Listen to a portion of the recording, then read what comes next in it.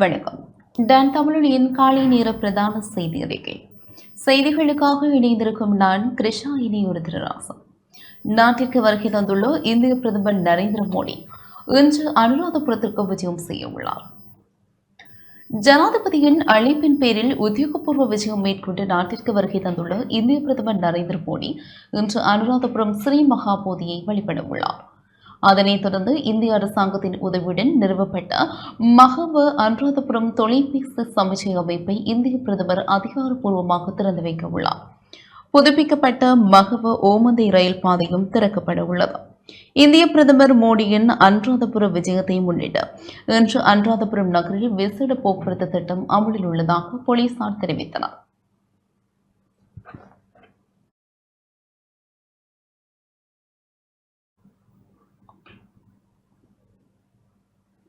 இந்திய பிரதமர் நரேந்திர மோடியிடம் மலேக அரசியல் பிரதிநிதிகள் முக்கிய கோரிக்கைகளை முன்வைத்துள்ளனர். இந்திய பிரதமர் நரேந்திர மோடி நேற்று மாலை பல அரசியல் முக்கியஸ்தர்களுடன் கலந்துரையாடினார். அந்த வகையில் மலேக அரசியல் பிரதிநிதிகளை சந்தித்து கலந்துரையாடினார். இதன்போது இந்திய பிரதமர் மோடியிடம் மலேகத்தில் விஞ்ஞானம், கணிதம், தொழில்நுட்பம், ஆங்கிலம் ஆகிய பாடங்களுக்கான ஆசிரியர்களை உருவாக்க ஒரு விசேட ஆசிரியர் பயிற்சி கலாசாலை அமைக்க உதவ வேண்டும். தாதியர் தொழிலுக்காக மலேக பெண்களை பயிற்றுவிக்க விசேட தாதியர் பயிற்சி கல்லூரி ஒன்றை நிறுவ உதவிட வேண்டும். மலேக பல்கலைக்கழகத்தின் முதல் கட்டணமாக இந்தியாவின் பிரபல பல்கலைக்கழகம் ஒன்றின் வளாகம் ஒன்றினை நுவரெலியாவில் அமைத்திட வேண்டும் உள்ளிட்ட முக்கிய கோரிக்கைகள் முன்வைக்கப்பட்டன.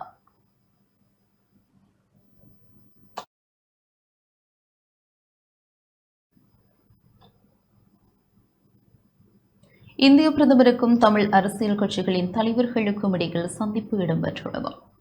இந்திய பிரதமர் நரேந்திர மோடிக்கும் தமிழ் அரசியல் கட்சிகளின் தலைவர்களுக்கும் இடையில் நேற்று கொழும்பில் சந்திப்பு இடம்பெற்றுள்ளது. இதில் நாடாளுமன்ற உறுப்பினர்களான கஜேந்திரகுமார் பொன்னம்பலம், ரா சாணக்கியன், செல்வம் அடிகிரிநாதன், சிவஞானம் ஸ்ரீதரன், முன்னாள் நாடாளுமன்ற உறுப்பினர்களான தானா சித்தார்த்தன், ஏ சுமந்திரன், இலங்கை தமிழரசு கட்சியின் பதில் தலைவர் CVK சிவஞானம் ஆகியோர் பங்கேற்றனர். மறைந்த தமிழ் தலைவர்களான ரா சம்பந்தன் மற்றும் மாவை சேனாதிராஜா ஆகியோர் குறித்தும் தனது அனுதாபங்களை பகிர்ந்து கொண்ட இந்திய பிரதமர் தமிழ் மக்களின் நீண்டகால அரசியல் உரிமை பிரச்சினைகள், மரபுரிமைகள் மற்றும் கலாச்சார பொருளாதார அபிவிருத்தி தொடர்பான விடயங்கள் தொடர்பில் விரிவாக கலந்துரையாடினார். இலங்கை இந்திய ஒப்பந்தத்தின் அடிப்படையிலேதான் இலங்கையிலே தமிழ் தேசிய பிரச்சினைக்கான ஒரு தீர்வு இருக்க முடியும் என்பதை நாங்கள் நம்புகிறோம். ஒரு அர்த்தமுள்ள அதிகார பகிர்வு முறை ஏற்படுத்தப்பட வேண்டும். அந்த இலங்கை இந்திய ஒப்பந்தத்தை நடைமுறைப்படுத்துவதிலே பல குறைபாடுகள் காணப்படுகின்றன. 13ஆம் திருத்தம் அதை முழுமையாக அமல்படுத்தவில்லை. 2010ஆம் ஆண்டு, 11ஆம் ஆண்டு, 12ஆம் ஆண்டு இந்த 3 தடவைகள் இலங்கைக்கும் இந்தியாவுக்கும் இடையிலே விடுக்கப்பட்ட கூட்டறிக்கைகளிலே இது சொல்லப்பட்டிருக்கிறது. 13ஆம் திருத்தத்தை முழுமையாக அமல்படுத்தி அதன் மேல் கட்டி எழுப்பி ஒரு அர்த்தமுள்ள அதிகார பகிர்வை உருவாக்குவோம் என்று சொல்லப்பட்டிருக்கிறது. அது இன்னமும் செய்யப்படவில்லை. ஆகவே ஒரு புதிய அரசியலமைப்பின் மூலமாகவோ என்ன விதமாகவோ இலங்கை இந்திய ஒப்பந்தத்தின் அடிப்படையிலே ஒரு அர்த்தமுள்ள அதிகார பகிர்வு ஏற்படுத்தப்பட வேண்டும். மாகாண சபைக்கான தேர்தல்கள் நடைபெறாமல் இழுத்தடிக்கப்படுகிறது. அது உடனடியாக நடைபெற வேண்டும். மாகாண சபை தேர்தல்களை பிற்போடுவதற்கு அரசாங்கம் எத்தனிக்கிறது என்று நாங்கள் சந்தேகிக்கிறோம். இந்தியா மட்டும்தான் இலங்கை தமிழர் விவகாரத்திலே எப்படியான தீர்வு ஏற்படுத்தப்பட வேண்டும் என்பதை இலங்கை அரசாங்கத்தோடு இணங்கி ஒரு சர்வதேச ஒப்பந்தமும் இன்று வரைக்கும் அமுலில் இருக்கிறது. அதை முழுமையாக அமல்படுத்த வேண்டிய பொறுப்பு இந்தியாவிடத்திலே தங்கியிருக்கிறது. நாங்கள் இந்தியாவிடத்திலே அதனை எதிர்பார்க்கிறோம் என்று சொல்லியிருந்தோம். எங்களுடைய மக்களுடைய நிலங்கள் அபகரிக்கப்படுகிற விடயங்கள், இந்து கோயில்கள் இருந்த இடங்களிலே பௌத்த விகாரைகள் கட்டப்படுகிறது. அதற்கான உதாரணங்கள் சிலவற்றை நாங்கள் சொல்லியிருந்தோம். தொடர்பாடல் வலுப்பெற வேண்டும். இந்திய மூலதனங்கள் இலங்கைக்கு வர வேண்டும். இந்தியாவிலே தற்போது அகதிகளாக வாழுகிற இலங்கை தமிழ் மக்கள் இங்கே வந்து மீளக்குடி அமர்வதற்கு ஏற்ற விதமான நடவடிக்கைகள் செய்யப்பட வேண்டும். இலங்கை இந்திய மீனவர் பிரச்சனையையும் நாங்கள் மிக முக்கியமான ஒரு விடயமாக பிரதம மந்திரிக்கு சொல்லியிருக்கிறோம். 2016ஆம் ஆண்டிலே 2 அரசாங்கங்களும் கூட்டறிக்கை விடுத்திருக்கின்றன. ஆகையினாலே அந்த கூட்டறிக்கையிலே இணங்கிய விதமாக இந்த இழுவை படகு முறை முற்றுமுழுதாக தடுக்கப்பட வேண்டும். இலங்கையிலே அதற்கான சட்டத்தை இயற்றியிருக்கிறோம். இந்தியாவிலேயும் தடுக்கப்பட வேண்டும் என்று நாங்கள் அவரிடத்திலே கோரிக்கை முன்வைத்திருக்கிறோம். இந்தியாவுக்கும் இலங்கைக்கும் இடையே நேற்று 7 புரிந்துணர்வு ஒப்பந்தங்கள் கைச்சாத்திடப்பட்டன. இந்தியாவுக்கும் இலங்கைக்கும் இடையில் பல்வேறு துறைகளில் கைச்சாத்திடப்பட்ட 7 புரிந்துணர்வு ஒப்பந்தங்களின் பரிமாற்றம் நேற்று இடம்பெற்றது. ஜனாதிபதி அலுவலகத்தில் ஜனாதிபதி அனுரகுமார திசாநாயக்க மற்றும் இந்திய பிரதமர் நரேந்திர மோடி முன்னிலையில் இந்திய இலங்கை உறவுகளின் ஒரு புதிய அத்தியாயத்தை குறிக்கும் வகையில் வலுசக்தி, டிஜிட்டல் மயமாக்கல், பாதுகாப்பு, சுகாதாரம் ஆகிய துறைகள் மற்றும் நன்கொடை உதவிகள் தொடர்பில் இந்த புரிந்துணர்வு ஒப்பந்தங்கள் பரிமாறப்பட்டன. மின்சார இறக்குமதி ஏற்றுமதிக்கான உயர் மின்னழுத்த நேரடி மின்னோட்ட இடிக்கணிப்பை செயல்படுத்துவதற்கான இலங்கைக்கும் இந்தியாவுக்கும் இடையிலான புரிந்துணர்வு ஒப்பந்தம் வலுசக்தி அமைச்சின் செயலாளர் KTM உதயங்க கேவுபாடு மற்றும் இந்திய வெளிவிவகார செயலாளர் விக்ரம் மிஸ்ரி ஆகியோரால் பரிமாறிக்கொள்ளப்பட்டது.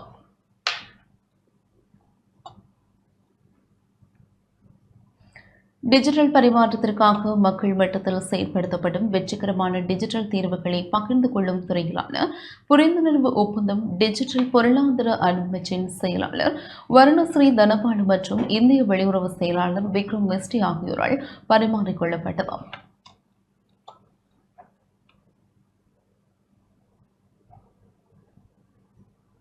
திருகோணமலையை வலுசக்தி மையமாக மேம்படுத்தும் ஒத்துழைப்புக்காக இலங்கை, இந்தியா மற்றும் ஐக்கிய அரபு ராச்சியம் இடையேயான புரிந்துணர்வு ஒப்பந்தம் வலுசக்தி அமைச்சின் செயலாளர் KDM உதயங்க கேவபால, இந்திய வெளியுறவு செயலாளர் விக்ரம் மிஸ்ரி மற்றும் இலங்கைக்கான ஐக்கிய அரபு ராச்சிய தூதுவர் காலித் நஷார் அல்மேரி ஆகியோரால் பரிமாறிக்கொள்ளப்பட்டது.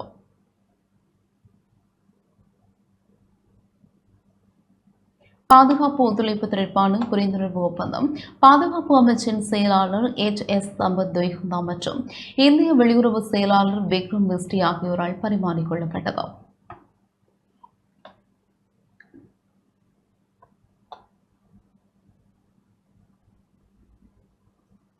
இந்திய சுகாதார மற்றும் குடும்பநல அமைச்சுக்கும் இலங்கை சுகாதார மற்றும் வெகுஜன ஊடக அமைச்சுக்கும் இடையிலான சுகாதார மற்றும் மருந்து துறையின் புரிந்துணர்வு ஒப்பந்தம் சுகாதாரம் மற்றும் வெகுஜன ஊடக அமைச்சின் செயலாளர் அனில் ஜாசிங்க மற்றும் இலங்கைக்கான இந்திய உயர்ஸ்தானிகர் சந்தோஷ் ஆகியோரால் பரிமாறிக்கொள்ளப்பட்டது.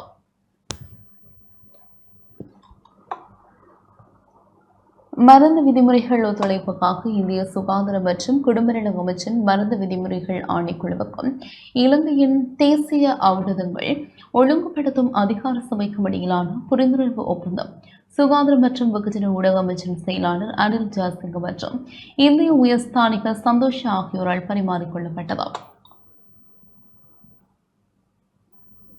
கிழக்கு மாகாணத்தில் பல்துறை நன்கொடை உதவிக்கான புரிந்துணர்வு ஒப்பந்தம் நிதி திட்டமிடல் மற்றும் பொருளாதார அபிவிருத்தி அமைச்சின் செயலாளர் மஹிந்த சிறிவர்த்தன மற்றும் இந்திய உயர்ஸ்தானிகர் சந்தோஷ் ஆகியோரால் பரிமாறிக்கொள்ளப்பட்டது.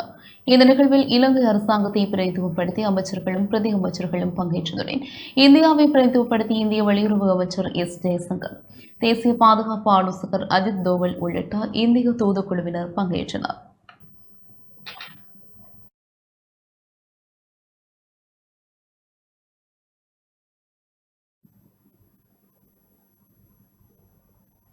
இந்தியாவின் ஆதரவுடன் இலங்கையில் செயற்படுத்தப்படும் 3 அபிவிருத்தி திட்டங்களின் ஆரம்ப நிகழ்வு நேற்று இடம்பெற்றது. இந்திய அரசாங்கத்தின் ஆதரவுடன் இலங்கையில் பல்வேறு பகுதிகளிலும் செயற்படுத்தப்படும் 3 அபிவிருத்தி திட்டங்களின் ஆரம்ப நிகழ்வு மற்றும் திறப்பு விழா நேற்று இடம்பெற்றது. தேசிய மின் கட்டமைப்பில் 50 மெகாவாட் மின்சாரத்தை இணைக்கும் திருகோணமலை சம்பூர் சூரிய மின் நிலைய பணிகளை ஆரம்பித்தல், வெப்பநிலை மற்றும் ஈரப்பதத்தை கட்டுப்படுத்தக்கூடிய தம்புள்ள விவசாய களஞ்சிய கட்டிட தொகுதி இந்திய அரசாங்கத்தினால் நன்கொடையாக வழங்கப்பட்ட 5000 மதத்தலங்களின் கூரைகளில் சூரிய மின்கலங்களை நிறுவும் திட்டம் என்பன இணையவழி தொழில்நுட்பம் மூலம் ஜனாதிபதி அனுரகுமார் திசாநாயக்க மற்றும் இந்திய பிரதமர் நரேந்திர மோடி ஆகியோரால் திறந்து வைக்கப்பட்டன.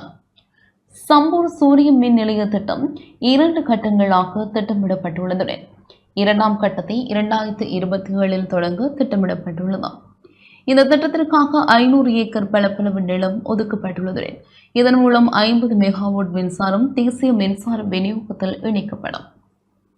அறுவடைக்கு பிந்தைய இழப்புகளை சுமார் 40% குறைத்தல், விவசாய பொருட்களின் விலையில் ஏற்படும் ஏற்ற இறக்கங்களை கட்டுப்படுத்தல், நுகர்வோருக்கு தரமான உணவை வழங்குதல் மற்றும் விவசாய நிலைபெற்ற தன்மையை மேம்படுத்தல் ஆகிய நோக்கங்களுடன் 5000 மெட்ரிக் டன் கொள்ளளவும் வெப்பநிலையை கட்டுப்படுத்தும் திறன் கொண்டதாகவும் நிர்மாணிக்கப்பட்டுள்ள தம்புள்ள விவசாய களஞ்சிய கட்டட தொகுதி திறந்து வைக்கப்பட்டது. நாட்டிலேயே முதலில் நிறுவப்படும் இந்த களஞ்சிய கட்டட தொகுதியின் மொத்த செலவு 524 மில்லியன் ரூபாவாகும். இதில் 300 மில்லியன் ரூபாய் இந்திய அரசாங்கத்தின் நன்கொடை என்பதுடன் இலங்கை அரசாங்கம் 224 மில்லியன் ரூபாய் நிதியை செலவிடுகிறது. 5000 மதத்தலங்களின் கூரைகளில் சூரிய மின்கலங்களை நிறுவும் திட்டம் நாடு முழுவதும் உள்ள 25 மாவட்டங்களையும் உள்ளடக்கியதாகவும் அனைத்து மதங்களையும் பிரதிநிதித்துவப்படுத்தும் வகையிலும் தேர்ந்தெடுக்கப்பட்ட 5000 மதத்தலங்களின் சூரிய மின்கலங்களை நிறுவும் திட்டமாகும். இந்த திட்டத்தில் இந்திய அரசாங்கம் $17 மில்லியன் முதலீடு செய்துள்ளது. இலங்கை மின்சார சபை, இலங்கை நிலைபெறுதற்கு வலுசக்தி அதிகார சபை மற்றும் இலங்கை மின்சார நிறுவனம் என்பன இணைந்து இந்த திட்டத்தை செயற்படுத்துகின்றன.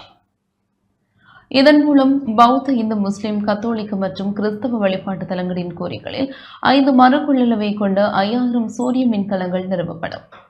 இது நாட்டின் வலுசக்தி கட்டமைப்பில் 25 மெகாவாட் சூரிய மின்சக்தி திறனை இணைக்கும் என எதிர்பார்க்கப்படுகிறது.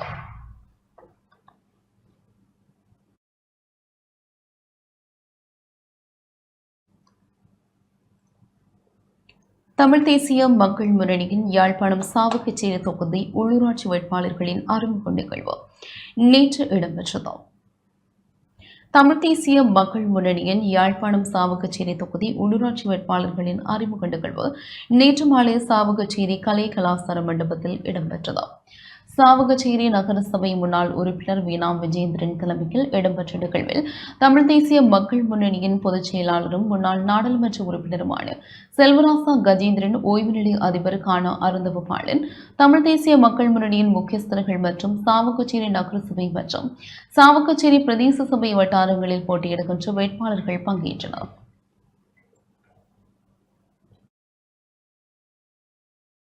எங்களை பொறுத்தவரையிலே இந்த தமிழ் தேசியம் சார்ந்த விடயங்களில் நாங்கள் எந்த விட்டுக் கொடுப்புகளையும் நாங்கள் செய்ய போவதில்லை. அது எங்களுடைய அமைப்பு அழிந்து போகுமாக இருந்தாலும் நாங்கள் அந்த அழிவை நாங்கள் சந்திப்பதற்கு தயாராக இருக்கிறோம். எங்களை பொறுத்தவரையிலே இந்த சபையை நாங்கள் கைப்பற்றுகிறோம் என்று சொல்லி சொன்னால் இந்த பிரதேசத்து மக்களுடைய இருப்பும் வாழ்வும் உறுதிப்படுத்தப்பட வேண்டும், பலப்படுத்தப்பட வேண்டும். அதிகார துஷ்பிரயோகங்கள், இலஞ்சம், சாதி சமய வேறுபாடுகள் இல்லாத ஒரு ஆரோக்கியமான ஒரு நிர்வாக கட்டமைப்பை உருவாக்கி முன்கொண்டு செல்வதில் நீங்கள் சுதந்திரமாக செயல்படுவதற்கு நாங்கள் உங்களுக்கு பரிபூர்ணமாக நாங்கள் சுதந்திரம் தருவோம். கிழக்கு தமிழர் கூட்டமைப்பு எனும் பெயருக்கு கிழக்கு தமிழர் ஒன்றிய உரிமை கோரியுள்ளது. கிழக்கு தமிழர் ஒன்றியத்திற்கு சொந்தமான கிழக்கு தமிழர் கூட்டமைப்பு எனும் பெயரை சில அரசியல் கட்சிகள் தமது கூட்டு அரசியல் நடவடிக்கைகளுக்கு பயன்படுத்தி வருவதை தவிர்க்க வேண்டும் என கிழக்கு தமிழர் ஒன்றியத்தின் தலைவர் தானா கோபாலகிருஷ்ணன் கோரிக்கை விடுத்துள்ளார். நேற்று கிழக்கு தமிழர் ஒன்றியத்தில் ஏற்பாடு செய்த ஊடக சந்திப்பின் போதே இந்த கோரிக்கை விடுக்கப்பட்டது. நாங்கள் பயன்படுத்த முடியாது என்று சொன்னதுக்கு பிறகும் பலவந்தமாக இது ஒரு அரசியல் பலாத்காரமாக தான் நாங்கள் கருதுகிறோம். அந்த பேரை பயன்படுத்தி இருக்கிறார்கள். பேரை பயன்படுத்திய அந்த செய்தி ஊடகத்தில் வந்த உடனேயே நான் அவர்களுக்கு வாட்ஸ்அப் செய்தி அனுப்பினேன். தயவு செய்து இந்த நாங்கள் இங்கே கூறிய விடயங்களை எல்லாம் ஒன்று விளங்கப்படுத்தி வாட்ஸ்அப் செய்தி ஒன்று அனுப்பினேன். இதை பயன்படுத்த வேண்டாம் என்று. அதை மீறி அவர்கள் தொடர்ந்து அந்த கிழக்கு தமிழ் கூட்டமைப்பு என்ற அந்த பெயரை, சொல்லை, வார்த்தையை அவர்கள் பயன்படுத்தி கொண்டு இருக்கிறார்கள். அதன் பின்னர் தான் 18/3/2025 ஊடகங்களுக்கு நான் அறிக்கை ஒன்றை அளித்தேன். மேலதிகமாக உத்தியபூர்வமாக இந்த அறிவிப்பை செய்ய வேண்டும் என்பதற்காக பிரசாந்தன் அவர்களுக்கும் ரோஸ்மான் அவர்களுக்கும் இதை பயன்படுத்த வேண்டாம் என்று உத்தியபூர்வமாக நான் பதிவுத்தாரில் கடிதங்களை அனுப்பியிருக்கிறேன். அந்த கடிதங்களின் பிரதி தேர்தல் ஆணைக்குழுவுக்கும் அனுப்பப்பட்டிருக்கிறது. காரணம், எங்களுடைய அந்த தேர்தல் ஆணைக்குழு மூலமாக நாங்கள் எதிர்காலத்தில் நடவடிக்கை வேண்டும் என்பதாக அதை நாங்கள் அறிவித்திருக்கிறோம். இந்த கட்டத்திலாவது அவர்களை வினயமாக நாங்கள் கேட்டுக்கொள்வது, இந்த கட்டத்திலாவது நீங்கள் பகிரங்கமாக நீங்கள் தவறளித்து விட்டீர்கள், தவறுதலாக அந்த பெயரை பயன்படுத்தி விட்டோம் அல்லது ஏதோ ஒரு காரணத்தை நீங்கள் சொல்லி இனிமேல் அதை பயன்படுத்த மாட்டோம், அது கிழக்கு தமிழர் கூட்டமைப்பு எங்களுக்குரிய பெயர் அல்ல என்பதை பகிரங்கமாக நீங்கள் பொதுமக்களுக்கு அறிவிக்க வேண்டும். அப்படி அறிவிக்காத பட்சத்தில் இது சம்பந்தமாக நாங்கள் எதிர்காலத்தில் நீதிமன்றத்தை நாட இருக்கிறோம் என்பதையும் இங்கே பகிரங்கமாக அறிய தருகிறேன். நாங்கள் படகு சின்னத்தை போட்டியிட்டால் தான் எங்களுடைய பெயரை பயன்படுத்தி நாங்கள் இதில் வருவோம் என்றார்கள். இப்படி என்ன நடக்குது என்று சொன்னால், இங்கே தமிழர் அரசியலில் தமிழர்களுடைய நலனை விட கட்சியினுடைய நலனும் தலைமைத்துவத்தினுடைய அதிகாரமும் தான் முன்னிலைப்படுத்தப்படுகிறதே தவிர மக்களினுடைய நலன் முன்னிலைப்படுத்தப்படவில்லை. இது மிக முக்கியமான விடயம். நாங்கள் இதை பேசுவதற்கான காரணம் என்னென்றால், மக்களுக்கு இந்த உண்மைகள் தெரிய வேண்டும். எப்படி தமிழர் என்று சொல்லி இவ்வளவு காலமும் தமிழ் மக்களை ஏமாற்றி வந்தார்களோ, அதுக்கு இன்னொரு வடிவம் இப்போது உருவாகின்றது என்பதை புரிய வைப்பது நோக்கத்துக்காகத்தான் இந்த பொறுப்புணர்வோடு நாங்கள் இதில் உங்களுக்கு இந்த விளக்கத்தை அளிக்கின்றோம். இத்துடன் இந்த செய்தி அறிக்கை நிறைவு பெற்றது. தொடர்ந்து நிகழ்ச்சிகளோடு இணைந்திருங்கள். வணக்கம்.